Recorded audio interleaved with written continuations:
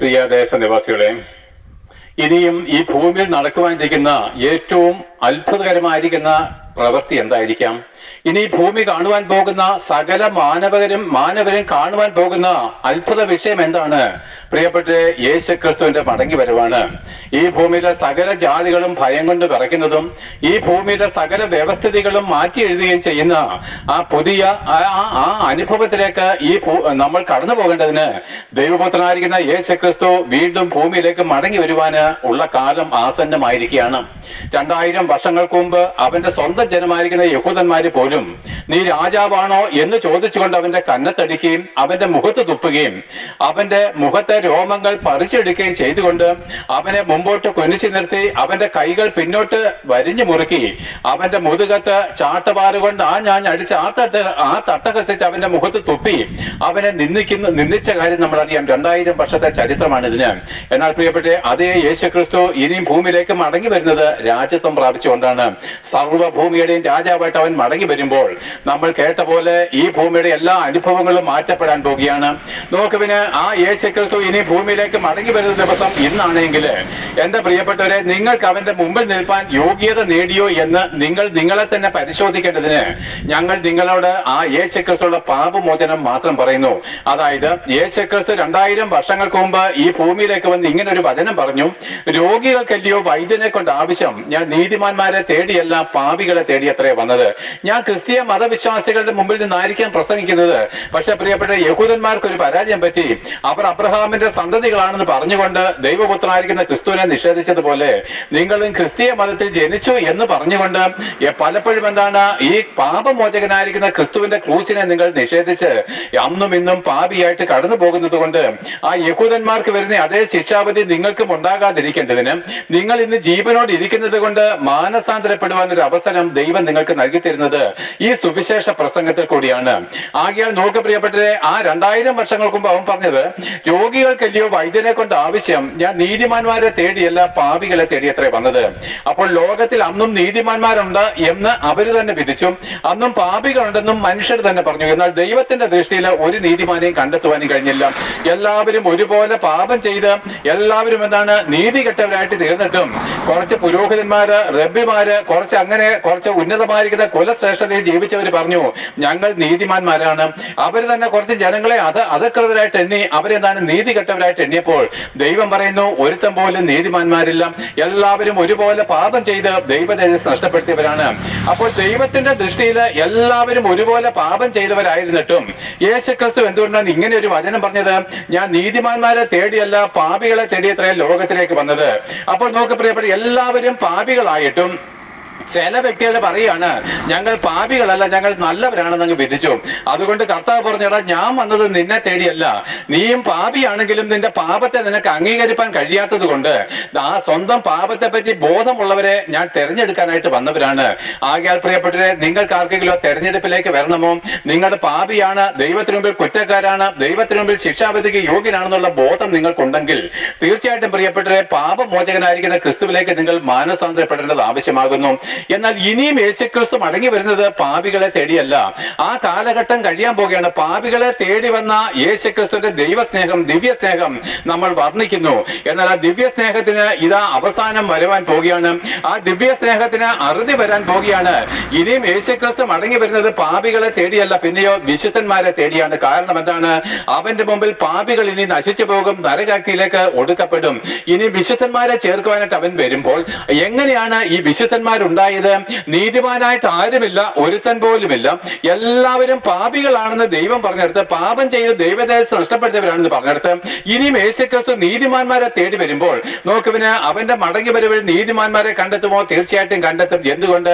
2000 വർഷങ്ങൾക്ക് മുമ്പ് എല്ലാ പാപികൾക്കും പാപമോചനം നൽകി കൊടുക്കാൻ തക്കവണ്ണം ഈ ഭൂമിയിലെ സകല ജനതകൾക്കും പാപമോചനത്തിനായിട്ട് താൻ പാപത്തിന്റെ ശമ്പളം മരണമാണെന്നുള്ള ദൈവ കോടതിയിൽ മുമ്പിൽ മരിച്ചിരിക്കാല് ആ മരണം പാപിയായിരിക്കുന്ന എനിക്ക് പകരക്കാരനാണ് നിങ്ങൾ ഹൃദയം കൊണ്ട് വിശ്വസിച്ചിരുന്നുവെങ്കിൽ നിങ്ങൾക്ക് പാപമോചനവും വിശുദ്ധീകരണവും സാധ്യമാകുമായിരുന്നു. അങ്ങനെ യേശുക്രിസ്തുവിന്റെ ക്രൂശിലുള്ള പാപരക്തത്തിൽ ആ വിശുദ്ധ രക്തത്തിൽ ആശ്രയിച്ച് ആ രക്തത്താൽ പാപമോചനം നേടിയവരെല്ലാം വിശുദ്ധന്മാരായിട്ട് എണ്ണി ആ വിശുദ്ധന്മാരെ ചേർക്കുക. അതായത് പാപികളിൽ ഒന്നാമന്മാരായിരിക്കും നമുക്ക്. യേശുക്രിസ്തുവിലേക്ക് മനം തിരിഞ്ഞാൽ തീർച്ചയായിട്ടും അവന്റെ രക്തം സകല പാപവും പോക്കി നമ്മളെ ശുദ്ധീകരിച്ച് നമ്മളെ നീതിമാന്മാരാക്കി തീർക്കാമെന്നാണ് പറഞ്ഞത്. പാപികളെ നീതീകരിക്കുന്ന ഈ പരിശുദ്ധ രക്തം. ആകയാൽ പ്രിയപ്പെട്ടവരെ, നിങ്ങൾ 2000 വർഷങ്ങൾക്ക് മുമ്പ് കർത്താവ് മരിച്ചതാണല്ലോ. നിങ്ങൾക്ക് ഇന്നേവരെ പാപമോചനം ലഭിച്ചിട്ടില്ലെങ്കിൽ ആ യേശുക്രിസ്തു ചൊരിഞ്ഞ ആ പരിശുദ്ധ രക്തത്തിനെ പറ്റിയുള്ള വില നിങ്ങൾ അറിയാതിരിക്കരുത്. പ്രിയപ്പെട്ട, പരിശുദ്ധ രക്തത്താൽ നമുക്ക് നൽകി തന്നിരിക്കുന്ന പാപമോചനത്തെ പറ്റി നിങ്ങൾ അറിവില്ലാതെയായിട്ട് തീരല്ലേ. ഈ ഭൂമിയിൽ നമ്മൾ മരിച്ചതിന് ശേഷം പാപമോചനം നേടുവാൻ കഴിയത്തില്ല. 50ഓ 60ഓ അല്ലെങ്കിൽ നമ്മൾ 100 വർഷം വരെ ജീവിച്ചാലും ഈ ഭൂമിയിൽ മട്ടുപ്പാവുകളും കോടാനുകോടി രൂപയുടെ ആസ്തികൾ ഉണ്ടായാലും ഇവിടുത്തെ രാജാധിപത്യം നേടിക്കഴിഞ്ഞാലും നമ്മൾക്കൊരു മരണം ബാക്കിയുള്ളത് കൊണ്ട് പാപികൾക്കായിട്ട് ഉണ്ടാക്കിയിരിക്കുന്ന പിശാചിനോട് കൂടിയുള്ള നരകവിധിയും വിശുദ്ധന്മാർക്കായിട്ട് ദൈവം കരുതിയിരിക്കുന്ന സ്വർഗരാജ്യവും നമ്മുടെ മുമ്പിൽ തെരഞ്ഞെടുപ്പിനായിട്ട് വെക്കുമ്പോൾ നിങ്ങൾ ഏത് തെരഞ്ഞെടുക്കും? നിങ്ങൾ ബുദ്ധിയുള്ളവരായിട്ട് എനിക്കറിയാം. നിങ്ങൾ ദൈവത്തെ സ്നേഹിക്കണം. ദൈവത്തെ സ്നേഹിക്കുന്നവർക്ക് മാത്രമേ അവന്റെ കൽപ്പനകളെ അനുസരിപ്പാൻ കഴിയത്തുള്ളൂ. നിങ്ങൾ ദൈവത്തെ സ്നേഹിക്കുന്നു എന്ന് പറയുകയും അവന്റെ കൽപ്പനകളെ അനുസരിക്കാതിരിക്കുകയും ചെയ്യുന്നുവെങ്കിൽ നിങ്ങൾ കള്ളന്മാരാകുന്നു. കാരണം നിങ്ങൾ ദൈവത്തെ സ്നേഹിക്കുന്നില്ല. യേശുക്രിസ്തു പറഞ്ഞു, എന്നെ സ്നേഹിക്കുന്നവൻ എന്റെ കൽപ്പനയെ അനുസരിക്കും. ആകയാൽ പ്രിയപ്പെട്ട, കൽപ്പനകളെ അനുസരിക്കുന്നില്ലയോ ദൈവത്തോടുള്ള സ്നേഹം? പുതിയ നിയമത്തിലെ കൽപ്പന എന്താണ്? പ്രിയപ്പെട്ട, ക്രൂസിലേക്ക് നോക്കുകയും ആ യേശുക്രിസ്തു കാൽവറി ക്രൂസിൽ 2000 വർഷങ്ങൾക്ക് മുമ്പ് കഷ്ടമേറ്റ് മരിച്ചു. പാപികളെ തേടിയാണ് വന്നെങ്കിൽ പാപിയായിരിക്കുന്ന നിനക്ക് പകരക്കാരനായിട്ട് എത്രയോ മരിച്ചത്. അതേ പ്രിയപ്പെട്ട, ഈ ആനമാടം ദേശത്ത് എന്റെ പ്രസംഗം കേൾക്കുന്ന നിങ്ങളുടെ പാപത്തിന്റെ പരിഹാര ബലിയാണ് യേശുക്രിസ്തുവിന്റെ 2000 വർഷം മുമ്പുള്ള ആ ക്രൂശീകരണം. ആകയാൽ നോക്ക് പ്രിയപ്പെട്ട, നമ്മുടെ പാപങ്ങൾ നിമിത്തം അവൻ നമ്മുടെ പാപങ്ങളെ ചുമന്നുകൊണ്ട് അവൻ ക്രൂശിൽ മേൽ കയറുകയാണ്. നമ്മുടെ ഓരോരുത്തരുടെയും പാപഭാരം അവൻ ചുമന്നത് വഴി 2000 വർഷങ്ങൾക്ക് മുമ്പ് അവൻ നമുക്ക് ഓരോരുത്തർക്കും പകരക്കാരനായിട്ട് മരിക്കേണ്ടി വന്നു. ഇതാകുന്നു ഗോഡ് ഈസ് ലവ്, ദൈവം സ്നേഹമാകുന്നു എന്നുള്ള വചനം. അതേ പ്രിയപ്പെട്ടവരെ, ആ പാപത്തിന്റെ ശമ്പളം മരണമാണെന്നുള്ള ദൈവകോടതിയുടെ മുമ്പിൽ യേശുക്രിസ്തു ഭൂമിയിലേക്ക് സ്വർഗം വിട്ട് ഒരു മനുഷ്യനായിട്ട് ഇറങ്ങി വരികയും പാപത്തിന്റെ ശമ്പളം മരണമാണെന്നുള്ള ദൈവകോടതിയുടെ മുമ്പിൽ നമ്മുടെ ഓരോരുത്തരുടെയും പാപഭാരം ചുമന്നുകൊണ്ട് ആ ക്രൂസിന്മേലേക്ക് കയറുകയാണ്. അതേ ദൈവത്തിന്റെ നിയമപുസ്തകത്തിന് മുമ്പിൽ, ദൈവ കോടതിയുടെ മുമ്പിൽ പാപികളായിരിക്കും നമ്മൾ ശിക്ഷ അനുഭവിക്കാൻ യോഗ്യരായിട്ട് തീർന്നതുകൊണ്ടും നാം പാപികളായിട്ട് തീർന്നത് നിങ്ങൾ ഇന്നലെ കള്ളം പറഞ്ഞതുകൊണ്ടല്ല, നിങ്ങൾ ഇന്നലെ ഒരുവന്റെ പണം മോഷ്ടിച്ചത് കൊണ്ടല്ല, നിങ്ങൾ ഇന്നലെ ശരീരത്തിൽ ഒരു തെറ്റ് ചെയ്തുകൊണ്ടല്ല നിങ്ങൾ പാപിയായിട്ട് തീർന്നത്. നിങ്ങൾ ജനിച്ചതേ പാപിയായിട്ടാണ്. അമ്മയുടെ ഉദരത്തിൽ നിങ്ങൾ ഉരുവാകുമ്പോൾ തന്നെ നിങ്ങൾ പാപിയാണ്. ഒരു പ്രവൃത്തിയും കൂടാതെ തന്നെ നിങ്ങൾ പാപികളാണ് എന്നാണ് ദൈവം കൽപ്പിച്ചിരിക്കുന്നത്. കാരണം എന്താണ്? പാപിയായിരിക്കുന്ന ഒരുവന്റെ രക്തത്തിൽ അത്രേ നിന്റെ അമ്മയുടെ ഉദരത്തിൽ നീ ആ ഭ്രൂണമായിട്ട് രൂപാന്തരം ചെയ്യപ്പെട്ടത്. അതിന്റെ കാരണം എന്താണ്? 6000 വർഷങ്ങൾക്ക് മുമ്പ് ദൈവത്താൽ സൃഷ്ടിക്കപ്പെട്ട ഏക പുരുഷനായിരിക്കുന്ന ആദം പാപം ചെയ്ത വഴി അവന്റെ രക്തത്തിൽ നിന്ന് അത്രയും നമ്മൾ എല്ലാവരും സൃഷ്ടിക്കപ്പെട്ടത്. ആ പാപിയായിരിക്കുന്ന ആദം എന്ന് പറഞ്ഞ ഏക പുരുഷന്റെ രക്തത്തിൽ നമ്മൾ ജനിച്ചത് കൊണ്ട്, അവന്റെ സന്തതി തലമുറകളായിരിക്കുന്ന നമ്മുടെ പിതാവിന്റെ രക്തത്തിൽ നിന്ന് നമ്മൾ ജനിച്ചത് കൊണ്ട്, അമ്മയുടെ ഉദരത്തിൽ നമ്മൾ ഉരുവാകുമ്പോൾ തന്നെ പാപരക്തം നമ്മുടെ മേലുണ്ട്. ഒരു പ്രവൃത്തിയും കൂടാതെ തന്നെ നമ്മൾ പാപിയായെങ്കിൽ, ഒരു പ്രവൃത്തിയും കൂടാതെ തന്നെ നമ്മളെ നീതീകരിപ്പാനും ദൈവത്തിന് നമ്മളോട് കരുണ തോന്നി. അതേ പ്രിയപ്പെട്ടവരെ, 6000 വർഷങ്ങൾക്ക് മുമ്പ് ആദം ചെയ്ത പാപത്താല് അവന്റെ മക്കളായിരിക്കുന്ന സന്തതി പരമ്പരകളായിരിക്കും നമ്മുടെ പിതാവിന്റെ രക്തത്താല് നമ്മൾ ഇപ്പോൾ ജനിക്കപ്പെട്ടുവെങ്കിൽ, അല്ല അമ്മയുടെ ഉദരത്തിലേക്ക് നമ്മൾ നിക്ഷേപിക്കപ്പെട്ടുവെങ്കിൽ, അന്ന് മുതൽ നമ്മൾ പാപിയായതിന്റെ കാരണം ആദം ചെയ്ത പാപമായിരിക്കാലും നമ്മൾ ചെയ്ത പ്രവൃത്തിയാൽ അല്ല നമ്മൾ നാശത്തിലേക്ക് പോകുന്നത്. ആദം എന്ന് പറഞ്ഞ നമ്മുടെ പിതാവ് ചെയ്ത പാപത്താലത്തെ നമ്മൾ നരകത്തിലേക്ക് പോകുന്നത്. അതുകൊണ്ട് ദൈവത്തിന്റെ അഗാധമായിരിക്കുന്ന സ്നേഹം എന്താണ്? അവൻ മുഖാന്തരം നമ്മൾ പാപികളും അവൻ മുഖാന്തരം നമ്മൾ നാശയോഗ്യരുമായിട്ട് തീർന്നെങ്കിൽ, ഇതാ ദൈവപുത്രനായിരിക്കുന്ന യേശുക്രിസ്തുവിന്റെ നാമത്തിൽ നമുക്ക് രക്ഷാകരമായിരിക്കുന്ന ദൈവകൃപ ഉദിച്ചിരിക്കുകയാണ്. അതേ പ്രിയപ്പെട്ടെ, ഒരുവനാൽ പാപവും പാപത്താൽ മരണവും വന്നെങ്കിൽ യേശുക്രിസ്തു എന്ന ഏകനാൽ നമുക്ക് പാപമോചനവും ദൈവത്തിലേക്കുള്ള വീണ്ടെടുപ്പും ഇതാ സാധ്യമാക്കിയിരിക്കുന്ന ക്രൂശീകരണം ഞങ്ങൾ പറഞ്ഞിരിക്കുന്നുവല്ലോ. അവന്റെ ശരീരം മുഴുവനും അടിയേറ്റ് തകർക്കപ്പെട്ടതിന്റെ കാരണം നമ്മുടെ അകൃത്യങ്ങളാണ്, നമ്മുടെ അതിക്രമങ്ങളാണ്, നമ്മുടെ ലംഘനങ്ങൾ നിമിത്തം അവൻ അടിയേൽക്കേണ്ടി വന്നു. എന്നിട്ടോ നമ്മുടെ മരണശിക്ഷയ്ക്ക് യോഗ്യമായിരിക്കും നമ്മുടെ പാപഭാരം ചുമന്നത് വഴി, ആ മരക്കുരിശ് അവൻ ചുമന്നത് വഴി, അതേ പാപത്തില് അതേ മരക്കുരിശിൽ അവൻ ഇതാ ആണിയേറ്റ് മരിക്കേണ്ടി വന്നു. ഇതാകുന്നു ഗോഡ് ഈസ് ലവ്, ഇതാകുന്നു ദൈവകൃപ. അതേ പ്രിയപ്പെട്ട, നാം ദൈവത്തിന് മുമ്പിൽ നീതിമാന്മാരായിട്ട് തീരേണ്ടതിന് ദൈവം തന്റെ നീതിയുള്ള പുത്രനെ നമ്മുടെ പാപങ്ങൾ ചുമത്തി പാപമാക്കി നമുക്ക് പകരക്കാരനായിട്ട് മരണത്തിനായിട്ട് വിധിക്കപ്പെട്ട ഈ ദൈവകൃപ നിങ്ങൾ ഇന്നേവരെ വ്യർത്ഥമാക്കി കളഞ്ഞവരാണ്. ഇനി നിങ്ങൾ അതിനെ അംഗീകരിക്കണമെന്നാണ് ദൈവം ആഗ്രഹിക്കുന്നത്. ആകയാൽ യേശുക്രിസ്തു മരിച്ചത് വഴി നമ്മുടെ പാപ പരിഹാര ബലി കാൽവരി ക്രൂശിൽ പൂർത്തീകരിച്ചു. അതുകൊണ്ടാണ് യേശുക്രിസ്തു ക്രൂശിൽ മരിക്കുമ്പോഴും പിതാവേ ഇറ്റ് ഈസ് ഫിനിഷ്ഡ്, നിവൃത്തിയായി എന്ന് പറഞ്ഞ് തന്റെ തല ആ ക്രൂശ് മരത്തിലേക്ക് ചായച്ച് തന്റെ പ്രാണനെ വിട്ടുകളഞ്ഞത്. അത് എന്താണ്? ആ സമയത്താണ് തിരശീല മുകൾ തൊട്ട് രണ്ടായിട്ട് കയറിയത്. മനുഷ്യപുത്രന്മാരായിരിക്കും നമുക്ക് സ്വർഗപ്രവേശനത്തിന് സാധ്യമാകാതിരുന്ന പാപത്തിൽ നിന്നുള്ള പരിഹാരം, അതിൻ്റെ ഉള്ള ശിക്ഷ താൻ ഏറ്റത് വഴി ഏത് പാപിക്കും സൗജന്യമായിട്ട് വിശ്വസിക്കുന്ന ഏവർക്കും ദൈവത്തിന്റെ അടുക്കലേക്ക് കടന്നു ചെല്ലുവാനുള്ള ജീവന്റെ പുതുവഴി തുറന്നിരിക്കുകയാണ്. ആകയാൽ നമ്മുടെ വീണ്ടെടുപ്പ് സാധ്യമാക്കിയിരിക്കുന്നു. 2000 വർഷങ്ങൾക്ക് മുമ്പ് നമ്മുടെ പാപത്തിന്റെ കടച്ചീട്ട് കീറിക്കളഞ്ഞിരിക്കുന്നു. അവൻ അടക്കപ്പെട്ടുവെങ്കിലും ദൈവമോ മരണപാശങ്ങളെ അഴിച്ചിട്ട് 3-ാം ദിവസം അവൻ ഉയർത്തെഴുന്നേൽപ്പിച്ചത് വഴി ആ യേശുക്രിസ്തു ഭൂമിയുടെ ഏകാധിപതിയായിട്ട് മടങ്ങി വരുവാനുള്ള സമയമായിരിക്കാൽ അവൻ സകല ജാതി മതസ്ഥരോടും വിശേഷ ക്രിസ്തീയ മതവിശ്വാസികളോടും ക്രിസ്തീയ മത പുരോഹിതന്മാരും ഉൾപ്പെടെ എല്ലാ ജാതി മതസ്ഥരോടും കൽപ്പിക്കുന്നു, മരണമുള്ള എല്ലാവരോടും ദൈവത്തിന്റെ ആത്മാവ് കൽപ്പിക്കുന്നു, നിങ്ങൾ മാനസാന്തരപ്പെടണം. അതേ പ്രിയപ്പെട്ടവരെ, നിങ്ങൾ ഓരോരുത്തരും മാനസാന്തരപ്പെടണം എന്ന് പറഞ്ഞു കഴിഞ്ഞാൽ നിങ്ങളുടെ പാപ സ്വഭാവങ്ങളെ വിട്ടുകളയുവാൻ തക്കവണ്ണം നിങ്ങളുടെ മതഭക്തിയും പാരമ്പര്യങ്ങളും പൗരോഹിത്യങ്ങളും തള്ളിക്കളഞ്ഞ് പാപമോചനം ഇന്നേ വരെ നൽകി തരുവാൻ കഴിയാതിരുന്ന പിതൃപാരമ്പര്യങ്ങളെ തള്ളിക്കളഞ്ഞ് നിങ്ങളുടെ ഏകരക്ഷകനായിരിക്കുന്ന നിങ്ങൾക്ക് വേണ്ടി കഷ്ടമേറ്റ് മരിച്ച ഈ യേശുക്രിസ്തുവിനെ ഏകരക്ഷകനും ഏകകർത്താവും ഏവർക്ക് ദൈവമായിട്ട് അംഗീകരിച്ച് അവന്റെ മുമ്പിൽ മാത്രമേ തലകുനിക്കാവൂ. പ്രിയപ്പെട്ടവരെ, മരിച്ചു പോകുന്ന പുരോഹിതന്മാരെ നോക്കി പിതാവേ എന്നോ തിരുമേനിയോ എന്ന് വിളിക്കുന്നെങ്കിൽ ദൈവമെന്നാണ് ആ പദത്തിന്റെ അർത്ഥം. ദൈവമെന്നാണ്, കർത്താവ് എന്നാണ്. അതിന് യോഗ്യൻ യേശുക്രിസ്തു മാത്രമാണ്.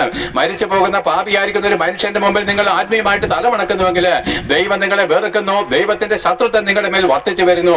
ആകിയാൽ അതെല്ലാം വിട്ട് യേശുക്രിസ്തുവിനെ മാത്രം നമസ്കരിക്കുക. നിങ്ങൾ വഴിയിൽ വീണ് നശിച്ചു പോകാതിരിക്കേണ്ടതിന് പുത്രനെ ചുംബിച്ചുകൊള്ളുവിന്. അതിനുശേഷം നിങ്ങൾ സ്നാനമേൽക്കണം. അതേ മാമോദിസ ഒന്ന് മാത്രമേ പാപമോചനത്തിനായിട്ടുള്ളൂ എന്ന് നിത്യ വിശ്വാസ പ്രമാണം ചൊല്ലി അവസാനിക്കുമ്പോൾ അതേ പ്രിയപ്പെട്ടവരെ, പാപമോചനത്തിനായിട്ട് മാനസാന്തരപ്പെട്ടതിന് ശേഷമാണ് ശ്രീഹന്മാരുടെ കൽപ്പനയൊത്തവണ്ണം നമ്മൾ സ്നാനമേൽക്കേണ്ടത്. വിശ്വസിക്കുകയും സ്നാനമേൽക്കുകയും ചെയ്തവൻ രക്ഷ പ്രാപിക്കും എന്നുള്ള യേശുക്രിസ്തുവിന്റെ വചനം നിങ്ങൾ ഓർത്തുകൊള്ളുവിന്. വിശ്വസിക്കുകയും സ്നാനമേൽക്കുകയും ചെയ്തവൻ രക്ഷിക്കപ്പെടും. യേശുക്രിസ്തുവിന്റെ കൽപ്പനയ്ക്ക് വിരുദ്ധമായിട്ട് വിശ്വാസമില്ലാത്ത ഒരു കുഞ്ഞിന് മാമോദിസ കൊടുത്തു കഴിഞ്ഞാൽ എങ്ങനെയാ കുഞ്ഞ് രക്ഷ പ്രാപിക്കും? അതുകൊണ്ടല്ലേ നീ ഇന്നും പാപിയായിട്ടിരിക്കുന്നത്. ആകയാൽ യേശുക്രിസ്തുവിന്റെ കൽപ്പനകളിലേക്ക് വരണമെങ്കിൽ നിങ്ങൾക്ക് അവനോട് സ്നേഹം തോന്നണം. ആ ക്രൂശിൽ അവൻ തന്റെ പ്രാണനെ നിനക്ക് വേണ്ടി തന്നു കളഞ്ഞെങ്കിൽ ഇത്രമാത്രം അവൻ നമ്മളെ സ്നേഹിച്ചിട്ട് നമുക്ക് അവനെ സ്നേഹിപ്പാൻ കഴിയാത്തത് കൊണ്ട്, നമ്മൾ പിതൃപാരമ്പര്യങ്ങളെയും മതഭക്തികളെയും സ്നേഹിക്കുന്നത് കൊണ്ട് യേശുക്രിസ്തുവിനെ സ്നേഹിപ്പാൻ കഴിഞ്ഞില്ല. അതുകൊണ്ട് അവന്റെ കൽപ്പനയെ അനുസരിപ്പാനും കഴിഞ്ഞില്ല. എന്നാൽ ഇന്നു മുതൽ അങ്ങനെയല്ല. ഞാൻ എന്റെ കർത്താവിനെ സ്നേഹിക്കുന്നു. കർത്താവെ, നീ മാത്രമേ എനിക്ക് വേണ്ടി മരിച്ചിട്ടുള്ളൂ, നീ മാത്രമേ സ്വർഗത്തിൽ നിന്ന് ഇറങ്ങി വന്നിട്ടുള്ളൂ, നീ എന്റെ ഏകരക്ഷകനാണ്, നിന്റെ ഇഷ്ടം ചെയ്യുവാനായിട്ട് ഞാൻ വരുന്നു. അതായത് കർത്താവിന്റെ ഒരു വചനം തന്നെയാണ്. ആട്ടുകൊറ്റന്മാരുടെയും കാളക്കിടാങ്ങളുടെയും രക്തത്തിൽ ദൈവമേ നീ പ്രസാദിച്ചില്ല, ഹനനയാകവും ഹോമയാകവും ദൈവമേ നീ ഇച്ഛിച്ചതുമില്ല. അപ്പോൾ ഞാൻ പറഞ്ഞു, നീ എനിക്കൊരു ശരീരം തന്നിരിക്കുന്നു, നിന്റെ ഇഷ്ടം ചെയ്യുവാനായിട്ട് ഞാൻ വരുന്നു. അതേ കാൽവരി ക്രൂശിൽ പിതാവായ ദൈവത്തിന്റെ ഇഷ്ടം ചെയ്യുവാനായിട്ട് തന്റെ ശരീരത്തെ സമർപ്പിക്കുമ്പോൾ ആ ശരീരം യാഗമായിട്ട് അവിടെ അറക്കപ്പെടുമ്പോൾ ദൈവത്തിന് പ്രസാദം തോന്നി നമ്മളോടുള്ള ശത്രുത നീക്കി തിരശ്ശീല കീറിക്കളഞ്ഞുവെങ്കിൽ നിനക്കൊരു ശരീരം ദൈവം തന്നിട്ടുണ്ടല്ലോ. ആ ശരീരത്തിന് ദൈവപ്രസാദമായിട്ട് യാഗമായിട്ട് അർപ്പിച്ചുകൊള്ളുവിന്. ദൈവത്തിന്റെ ഇഷ്ടം ചെയ്യുവാനായിട്ട് അവന്റെ ഇഷ്ടത്തിലേക്ക് നിങ്ങളുടെ ശരീരത്തെ സമർപ്പിച്ചുകൊള്ളുവിന്. അങ്ങനെയാണെങ്കിൽ അവൻ ആശ്വാസ കാലങ്ങളെയായിരിക്കും. അവൻ തന്റെ പരിശുദ്ധാത്മാവിനെ നിനക്ക് തന്ന നിന്നെ പാപത്തിൽ നിന്ന് വീണ്ടെടുത്ത് പാപി എന്നുള്ള അനുഭവത്തിൽ നിന്നെ ദൈവത്തിന്റെ നീതി എന്നുള്ള നീതിമാൻ എന്നുള്ള പദവിയിലേക്ക് ഉയർത്തെഴുതേക്കും.